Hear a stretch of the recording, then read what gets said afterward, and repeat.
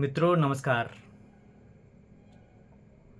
आज दो तीन बातें बहुत ही अहम हैं जो मैं आपसे चर्चा करना चाह रहा हूँ।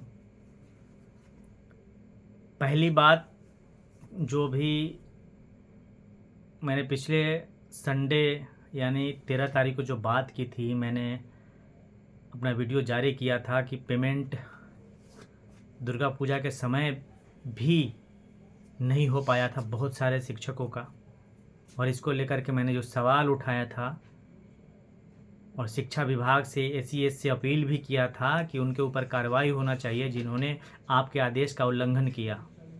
शिक्षकों पे आप तुरंत कार्रवाई करते हैं, तुरंत 24 घंटे के अंदर शो कॉज मांगते हैं, लेकिन आपके आदेश की अवहेलना हो रही है, उस आदेश की जिसमें आपने कहा था कि फर्स्ट वीक में 8 तक पेमेंट आ जाना चाहिए। फिर भी अगस्त में भी और अक्टूबर में भी 15 के बाद पेमेंट हुआ और शिक्षकों का दुर्गा पूजा ऐसे ही बीत गया। मेरे इस वीडियो का संज्ञान लिया गया था। मेरे एक पत्रकार मित्र ने बताया कि वहाँ जो आईटी सेल है वो फेसबुक यूट्यूब पे जो भी चीज़ें प्रसारित हो रही है शिक्षा विभाग से संबंधित, और कोई भी जो प्रसारित कर रहा है उस पर नज़र रखी जा रही है। तो मेरे इस वीडियो को जो 13 अक्टूबर को मैंने जारी किया था उसको उन्होंने बहुत ही सीरियसली लिया है और 15 को लेटर जारी किया गया था। 5 डीईओ को सस्पेंड नहीं कहेंगे, इस पर विभागीय कार्रवाई चलेगी, चिट्ठी भी जारी कर दिया गया था। और उन डीईओ ने सभी प्रखंड के बीईओ को आदेश दिया कि 22 तक आप अब्सेंटी जमा करेंगे, और इस आधार पे आज चिट्ठी निकाला गया है, आग्रह किया गया है कि 25 से शिक्षकों का पेमेंट इस महीने में यानी अक्टूबर माह का पेमेंट 25 से करने की प्रक्रिया शुरू हो जाएगी। तो उम्मीद है कि अक्टूबर का पेमेंट दीपावली से पहले आ जाएगा। पिछली बार जो गलती की थी शिक्षा विभाग ने कि दशहरा में हमारा फेस्टिवल ऐसे ही गुजर गया, पेमेंट नहीं किया गया था, जैसे तैसे गुजरा, इसलिए वो गलती इस बार नहीं होगी। इस बार ज़्यादा कि 99% कह रहा हूँ कि दीपावली से पहले 30 तक हर हाल में सभी का पेमेंट आएगा, सभी शिक्षक साथियों का। दूसरा मामला ये है साथी कि कुछ शिक्षक संघों ने शिक्षा विभाग में आवेदन दिया है। आवेदन है कि दीपावली से लेकर के बिहार के सबसे महत्वपूर्ण पर्व छठ पूजा तक छुट्टी मांगी गई है। पिछली बार दुर्गा पूजा में जब से नवरात्र शुरू हो रहा था तब से छुट्टी मांगी गई थी, दुर्गा पूजा यानी 10वीं तक की, लेकिन छुट्टी नहीं दिया गया। शुरू में बात चली थी और ऐसा लग रहा था कि छुट्टी मिल जाएगा, लेकिन अचानक प्लान बदल दिया गया और छुट्टी नहीं मिला। इस बात को लेकर के मैंने खुद एक वीडियो लगाया भी था, आप लोगों ने देखा होगा।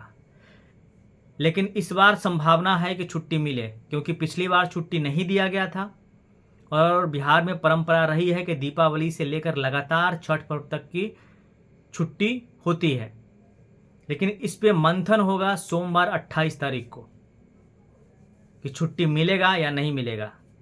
संभावना मैं कह रहा हूं, मैं निश्चित नहीं कह रहा हूं कि छुट्टी मिल ही जाएगा। सारे निर्णय लेना है एसीएस को और शिक्षा मंत्री को कि छुट्टी देंगे या नहीं देंगे।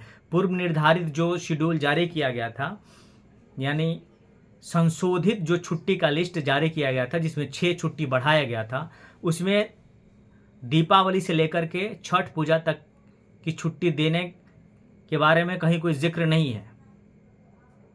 और इसी कारण दशहरा में नवरात्र से लेकर के 10वीं तक छुट्टी नहीं दिया गया।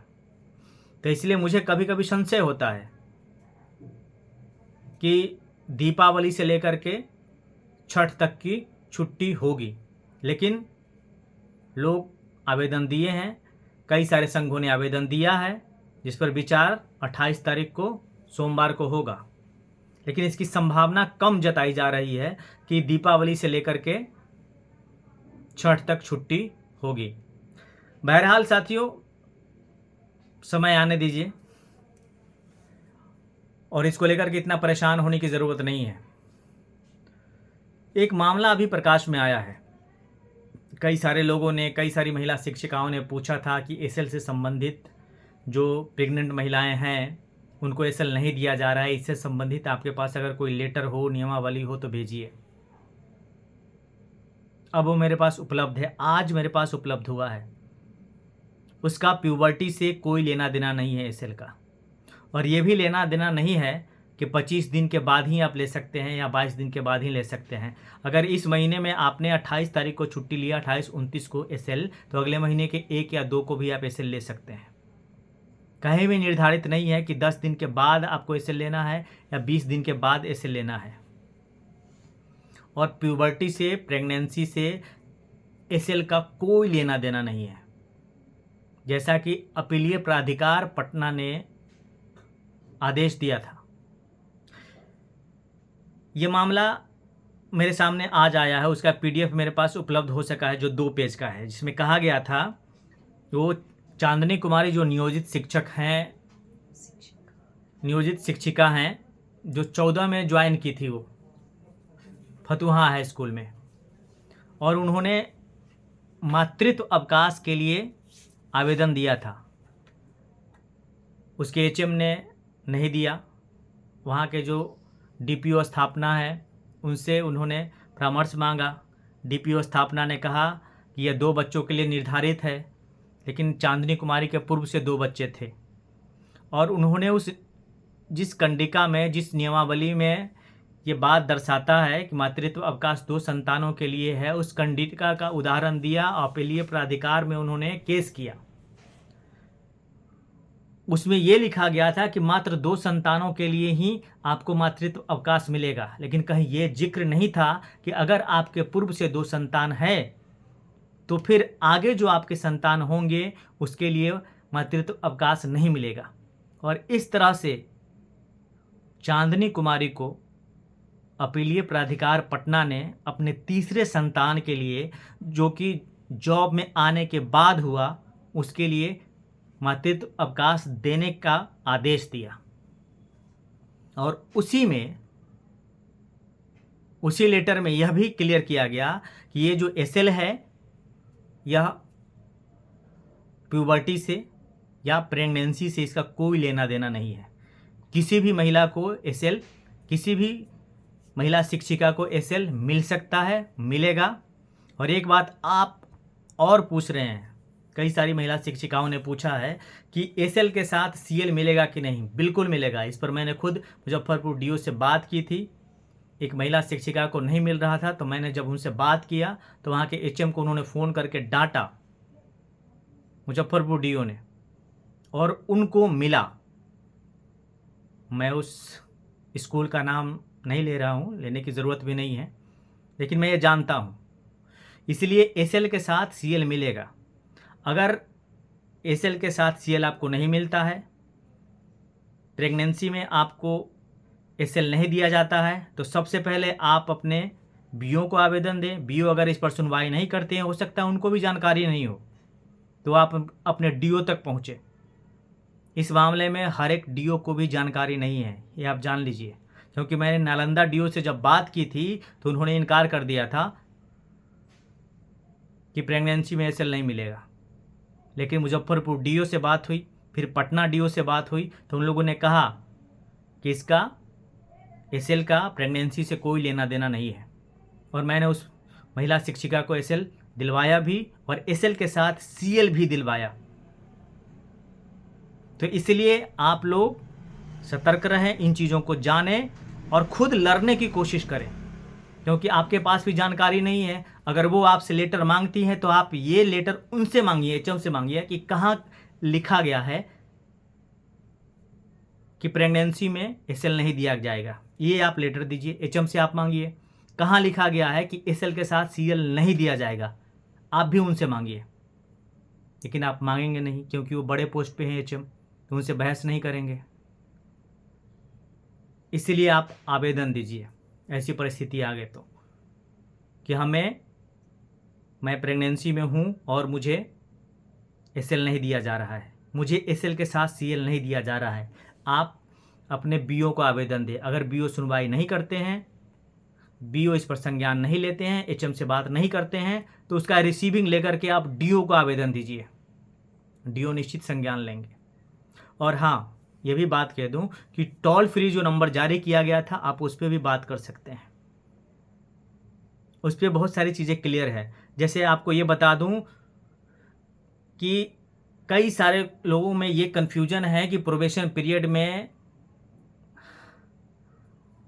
हेल्थ के लिए जो छुट्टी मिलती है, आपकी तबीयत ख़राब हो जाए, मेडिकल लीव, वो नहीं लिया जाता है, नहीं मिलेगा। कई सारे लोगों ने कहा, लेकिन ऐसा नहीं है। मेडिकल लीव आपको प्रोबेशन पीरियड के अंदर भी मिलेगा। तो इन सब चीज़ों की जानकारी आपको तब होगा जब लगेंगे, जानेंगे तब। कुछ भी हो, जो टोल फ्री नंबर जारी किया गया था शिक्षा विभाग पर, सबसे पहले आप वहाँ फ़ोन करें, वहाँ से जानकारी लें, इसके बाद आगे बढ़े। अगर वहाँ से जानकारी कुछ नहीं मिलती है तब आपके पास डीओ तक पहुँचे आप। बहुत सारे मामलों में बीओ को भी जानकारी नहीं होती है। तो ये 2-3 मामले थे अक्टूबर माह के पेमेंट को लेकर के, जो ज़्यादा संभावना है 25 से 30 के बीच में हर हाल में हो जाएगा इस बार। दूसरा मामला, दुर्गा पूजा से लेकर के छठ पर्व तक छुट्टी की मांग जो उठाई जा रही है, मांगी जा रही है, इसको लेकर के शिक्षा विभाग में आवेदन जो दिया गया है, शिक्षक संघों ने सरकार से प्रार्थना की है, अपील की है कि छुट्टी दिवाली से लेकर के छठ पर्व तक दिया जाए। इस पर 28 अक्टूबर को विचार होगा शिक्षा विभाग में, इसके सीएस और शिक्षा मंत्री मंथन करेंगे। लेकिन फिर कह रहा हूँ, संभावना कम है। और तीसरी बात है जो मैंने बताई आपको कि फतुहा की चांदनी कुमारी ने दो बच्चों की माँ थी, फिर भी तीसरे बच्चों के लिए अपीलीय प्राधिकार के द्वारा वहाँ केस करके लड़के मातृत्व अवकाश लिया तीसरी संतान में, जो इस पीडीएफ में है, जो मेरे पास आज उपलब्ध हुआ है। और ये बातें कि प्रेगनेंसी के दौरान एसएल नहीं मिलता है, नहीं मिलेगा, ये बातें भी गलत है। आपको मिलेगा एसएल प्रेगनेंसी के दौरान भी, और एसएल के साथ सीएल भी। इन बातों का ध्यान रखें। इन्हीं बातों के साथ मैं फिर कह रहा हूँ कि आप लोग शेयर करिए इस वीडियो को, लाइक करिए, सब्सक्राइब करिए। आप लोग शेयर नहीं कर रहे हैं, सब्सक्राइब भी नहीं कर रहे हैं, इसलिए मैं गुजारिश ही करता हूँ, हर बार करिए। काम कर रहा हूँ, सूचनाएं जुटाता हूँ, और बहुत सारी सूचनाएं आपको पहले देता हूँ। थोड़ा सा विश्वास करिए, सब्सक्राइब, लाइक और शेयर करिए। जिस ग्रुपों में आप जुड़े हुए हैं, बीपीएस शिक्षकों का ग्रुप है, बीपीएससी शिक्षक जहाँ हैं वहाँ तक पहुँचाइए इस वीडियो को। अगर आपके जान पहचान में हैं तो उनको फ़ोन करिए, सब्सक्राइब करें। मैंने एक भी फर्जी बातें नहीं की आज तक, वेरीफाई करके आप देख सकते हैं। या फिर इसलिए मैं बातें नहीं बनाता हूँ कि आप मेरा वीडियो देखें, कोई ज़रूरत नहीं पड़ती है। देखिएगा किसी चैनल वाले 4-4 वीडियो एक दिन में डालते हैं। जब मुझे कोई कंटेंट नहीं होता है, कोई बातें नहीं कहनी होती हैं, तो 2-2 दिन, 3-3 दिन वीडियो नहीं डालता हूँ मैं। लेकिन अभी 3 दिनों से कंटिन्यू सूचनाएं पास आ जाती है, उपलब्ध होता है, तो मुझे लगता है कि शेयर करना चाहिए, इसलिए 3 दिन से अभी डेली एक वीडियो डाल रहा हूँ। तो फिर कहूँगा, लाइक करें, सब्सक्राइब करें और शेयर करें। मैं आपका साथी अशोक क्रांति। Thank you.